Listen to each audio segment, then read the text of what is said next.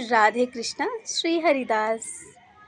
आपने लड्डू गोपाल जी के बारे में बहुत सुना होगा, बहुत सारे चमत्कार सुने होंगे कि लड्डू गोपाल जी बहुत सारे चमत्कार करते हैं, अपने भक्तों के हर दुखों से बचाते हैं। तो ऐसी ही एक घटना आज मैं आपको सुनाने जा रही हूँ, जो नेपाल के चैनपुर में घटी। भूकंप के बीच रह रहे लड्डू गोपाल और आहिस्ता के भक्ति की कहानी। तो चलिए जानते हैं मेरे नानी के घर के पास रहने वाली मौली ताई की, जिन्होंने आहिस्ता की कहानी बताई। तो मैं आपको बता दूं कि मेरा घर नेपाल के चैनपुर इलाके में है।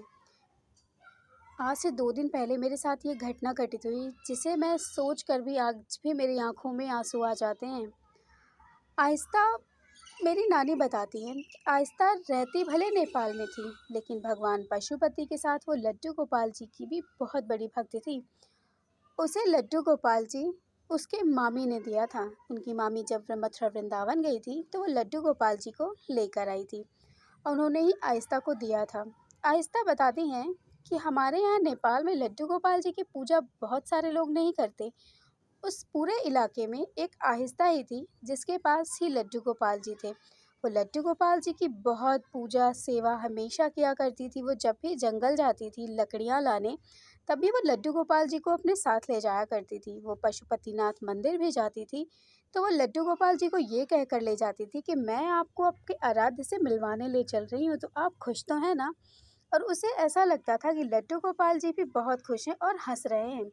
इसी तरह उसकी दिनचर्या शाम से सुबह, सुबह से शाम हो जाती थी और शाम से कब रात हो जाती थी उसे पता ही नहीं चलता था। आहिस्ता बहुत खुश रहती थी लड्डू गोपाल जी को पाकर। उसकी मम्मा, उसके घर में उसकी माँ सिर्फ थी। माँ और आहिस्ता वो दोनों ही थे, उनके पापा नहीं रहते थे साथ। ऐसे ही एक दिन लड्डू गोपाल जी को के लिए वो भोग बना रही थी। वो बहुत खुश थी। आज सुबह से बारिश बहुत हो रही थी, बहुत ज़्यादा बारिश हो रही थी। तो आहिस्ता ने कहा कि माँ, मैं लड्डू गोपाल जी को बारिश में घुमाऊँ। तो उसकी माँ ने कहा, बिल्कुल नहीं, लड्डू गोपाल जी को बारिश में कहाँ लेकर जाओगी? अगर ऐसा हुआ तो वो भीग जाएंगे और वो भीगेंगे सो भीगेंगे, तुम भी तो भीग जाओगी ना। आहिस्ता ने कहा, ठीक है, मैं उन्हें नहीं ले जाती बारिश में, लेकिन माँ मैं खुद भीग आऊँ? तो उन्होंने बोला, हाँ ठीक है, भीग आओ। फिर आहिस्ता बारिश के पानी में नहाने चली गई। थोड़ी देर बाद उसे अजीब से झटके में उसे लगा कि जैसे लगता है उसके पैर हिल रहे हों। उसे यकीन नहीं हुआ कि उसे लगा हो सकता है ऐसा कुछ हुआ हो। फिर उसने इस बात पे इतना ध्यान नहीं दिया। फिर वो बारिश में भीग करके अपने कपड़े बदल करके जल्दी जल्दी अपने घर के अंदर आई। उसकी माँ ने उसको कहा कि बिजली बहुत तेज़ तड़क रही है, तो तू बाहर अब मत रहे, अब तो जल्दी से जल्दी अंदर आ। उसने भी बोला, ठीक है माँ, मैं आती हूँ अंदर। आहिस्ता अंदर आती है। उसने जब किचन में जाकर देखा तो आज दूध नहीं था। उसने अपनी माँ से कहा कि माँ, आज दूध नहीं है, तो लड्डू गोपाल जी को मैं क्या भोग लगाऊंगी? उसकी माँ ने कहा, कोई बात नहीं बेटा, हम कुछ और भोग लगा देंगे, क्योंकि आज बारिश बहुत तेज़ हो रही है तो तू बाहर नहीं जा सकती लाने के लिए। आहिस्ता ने भी सोचा कि हाँ, बारिश तो बहुत तेज़ हो रही है, फिर मैं बाहर कैसे जाऊंगी लाने के लिए।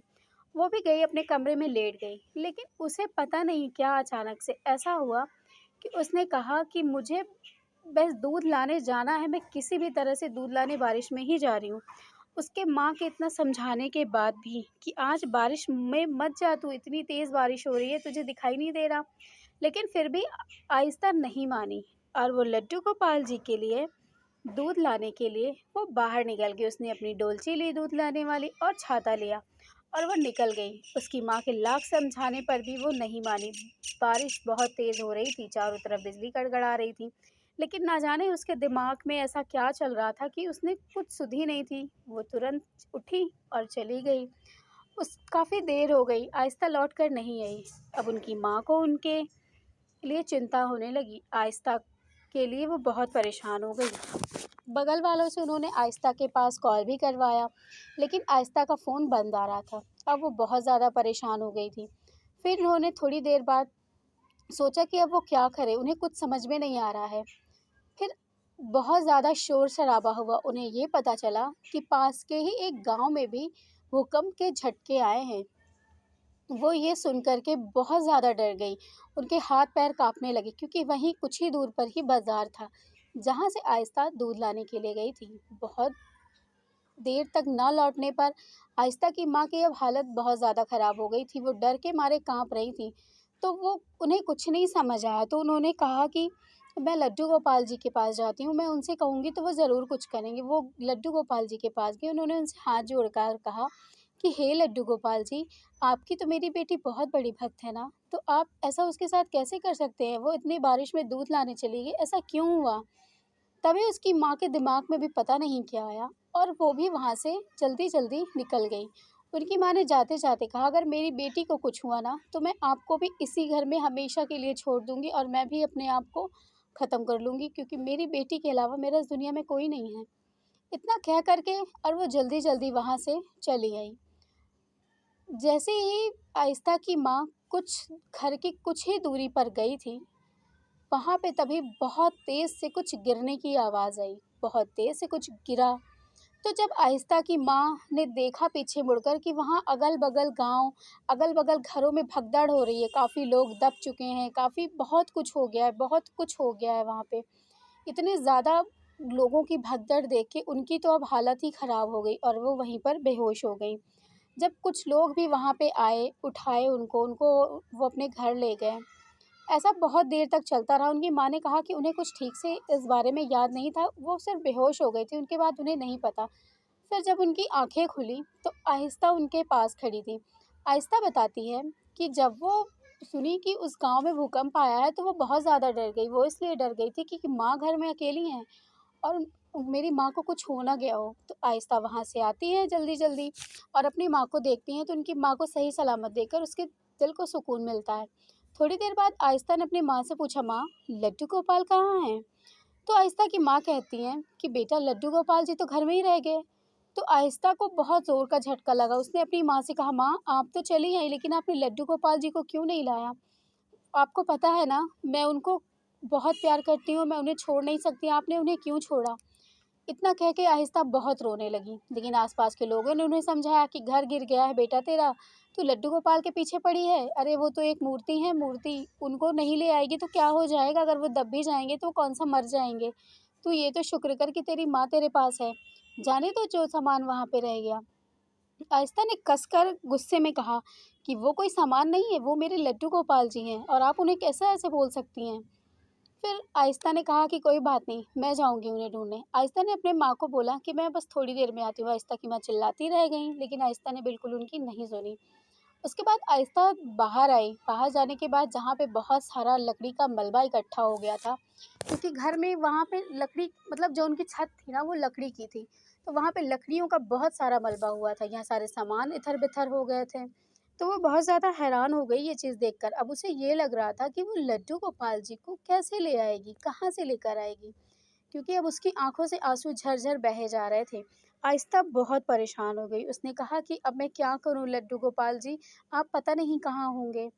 तभी उसने पुलिस वालों से भी मदद ली। पुलिस वालों ने भी ये कह के नकार दिया कि तुम पागल हो गई हो? एक मूर्ति के लिए तुम ऐसे कर रही हो कि मैं उस मलबे में जाके ढूँढूँ? अगर बाकी का मलबा मेरे ऊपर गिर गया तो मेरा क्या हाल होगा? तुमने कभी सोचा है?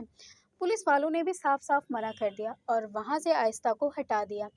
आहिस्ता ने सोचा कि कोई बात नहीं, आप लोग अभी मुझे हटा रहे हो ना, लेकिन शाम को जब रात होगी तब मैं अपने लड्डू गोपाल जी को ढूँढने आऊँगी। शाम हुई, शाम से रात हो गई। आहिस्ता और आहिस्ता की माँ बाहर दूर एक टेंट लगा हुआ था, वहाँ पे ही सब सो रहे थे। उसके बाद वहाँ से जब वो उठे, आहिस्ता रात को अकेले उठी। अकेले उठने के बाद वो अपने घर वाले मलबे में जाकर ढूँढने लगी लड्डू गोपाल जी को।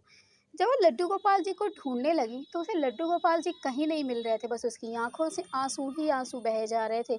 बस वो रो-रो के कह ही रही थी कि लड्डू गोपाल जी आप मुझे मिल जाइए, लड्डू गोपाल जी आप मुझे मिल जाइए, मैं आपके बिना नहीं जाऊँगी। फिर भी लड्डू गोपाल उसे नहीं मिल रहे थे। फिर मलबे के ऊपर ही आहिस्ता बैठ गई। उसने कहा कि अगर आप आज मुझे नहीं मिलेंगे ना, तो आज मैं भी इसी में दबकर मर जाऊँगी। आपके साथ मैं भी इसी में दफ़न हो जाऊँगी। इतना कहते ही अचानक से वहाँ से आहिस्ता बताती हैं कि मुझे वहाँ से एक रोशनी दिखाई दी सफ़ेद कलर की।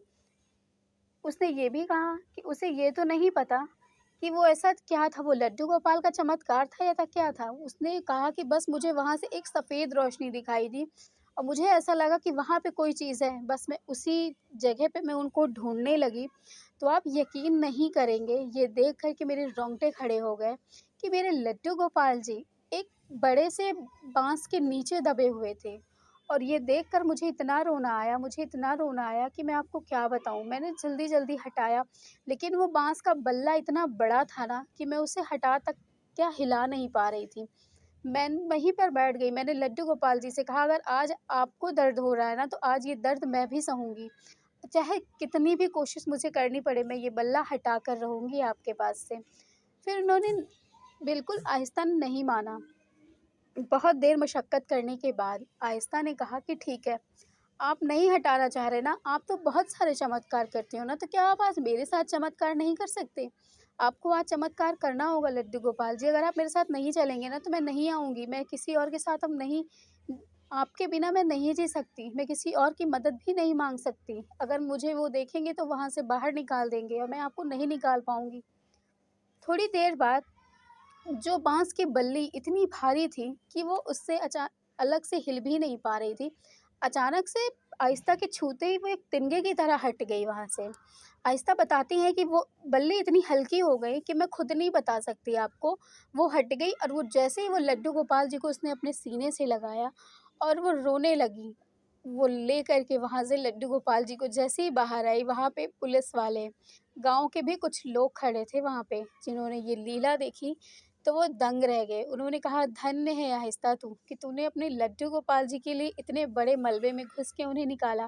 तेरी भक्ति धन्य है। हमने आपके लड्डू गोपाल जी को जिस तरह की बातें कही, मुझे माफ़ करना। बस तो क्या था, फिर आहिस्ता जल्दी से लड्डू गोपाल जी को बाहर निकाल कर लाई। वो बहुत रो रही थी, वो इसलिए रो रही थी, उसे लग रहा था कि उसके लड्डू गोपाल जी इतने मलबे के ढेर में थे, उसे कहीं चोट नहीं लगी हो। फिर सबने कहा कि कोई बात नहीं, जब तेरे लड्डू गोपाल जी जब तुझे इतने बड़ी चोट से बचा सकते हैं, तो वो खुद नहीं बचे होंगे, इसलिए तू परेशान मत हो, उनकी लीलाएँ, उनकी चमत्कार वो ही जाने। तभी उसने कहा कि मुझे पता है कि इन्होंने ही मुझे बचाया, अगर इन्हें मुझे बचाना नहीं होता, तो मेरे मन में दूध लाने का भाव ही नहीं होता, इतने बारिश में मैं दूध लाने कभी नहीं जाती।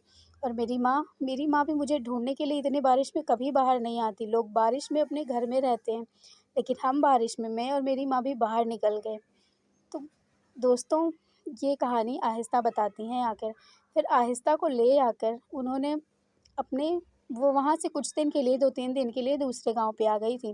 तो दूसरे गाँव के बगल में ही उनका घर का परिवार रहता था, उनकी चाची शायद रहती थी। तो उसी चाची के बगल में हमारी नानी का घर था। तो वो चाची हमारी नानी से ये बात बताने लगी कि कैसे लड्डू गोपाल जी चमत्कार किए थे आज भूकंप जहाँ आया था वहाँ पे। तो बोलिए लड्डू गोपाल जी की जय, श्रीमन नारायण भगवान की जय, लड्डू गोपाल और राधा रानी जी की जय। तो आप लोग ऐसे ही बने रहिएगा मेरी कहानी में। आप लोगों को कैसी लगती है कहानी? आप लोग पूरा सुना कीजिए कहानी, ताकि आपके मन में भी भक्ति जाग जाए, आपको भी पता चले कि हमारे लड्डू गोपाल जी क्या हैं। तो मिलूँगी फिर से आप लोगों से किसी चमत्कारी घटना के साथ। तब तक के लिए राधे राधे, जय श्री कृष्णा।